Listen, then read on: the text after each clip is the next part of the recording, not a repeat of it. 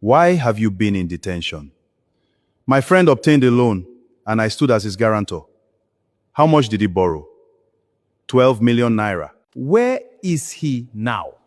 I was informed that he traveled out of the country. How did you confirm that? Have you contacted him? I went to his residence and was told he had moved out. I tried calling him several times, but he no longer answers my calls or responds to my messages. Proceed. Because I signed as his guarantor, I was arrested and asked to either produce him or repay the loan. Since I could do neither, I have been kept in custody since 2013. Here is my judgment. This matter calls for a careful examination of the legal responsibilities of a guarantor and the limits of detention in civil transactions. The undisputed facts before this honorable court are simple. The defendant stood as guarantor to his friend who obtained a loan of 12 million naira. The principal debtor has allegedly absconded and is said to have traveled out of the country. The defendant states that he visited the debtor's residence and was informed he had relocated. Several attempts to reach him by phone proved abortive. Consequently, the defendant was detained over the unpaid debt.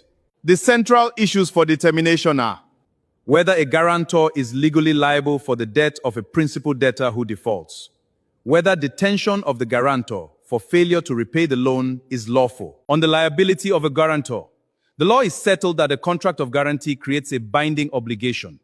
A guarantor undertakes to answer for the debt or default of another. Once the principal debtor fails to repay, the creditor is legally entitled to proceed against the guarantor without first exhausting remedies against the principal debtor. By voluntarily standing as guarantor for a 12 million naira loan, the defendant assumed a legal obligation to repay that sum should the borrower fail. The disappearance or relocation of the principal debtor does not extinguish that obligation. On the legality of detention. However, while the guarantor may be civilly liable, the method of enforcement must comply with the law. Debt recovery is a civil matter. The Constitution of the Federal Republic of Nigeria guarantees personal liberty. Section 35 thereof prohibits deprivation of liberty except in accordance with due process of law. The accused must be brought before a court within a reasonable time. Detaining the defendant merely because the principal debtor defaulted is illegal and unconstitutional. The defendant, having stood as guarantor, is legally liable for the 12 million naira upon the borrower's default. However, his detention for failure to pay a civil debt is unlawful.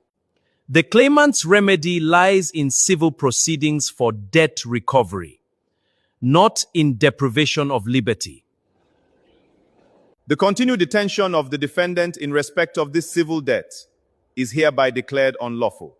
The defendant shall be released forthwith, if not held for any other lawful cause. The claimant is at liberty to pursue recovery of the sum of 12 million naira through proper civil proceedings.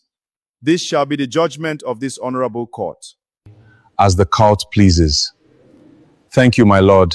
I am very grateful. After watching this judgment, every guarantor must understand that standing as one means you are legally responsible for the debt if the borrower defaults. You cannot escape that obligation simply because your friend has traveled. Debt recovery is a civil matter, not criminal. Section 35 of the Nigerian Constitution protects your personal liberty, my brother. See, no one should be locked up just because a loan is unpaid. The proper way is to go through the court. If you are a guarantor facing detention or someone owes you money and is refusing to pay, please seek proper legal advice immediately. Don't stay silent. It is very important to know your rights. Please follow this page for more legal awareness tips.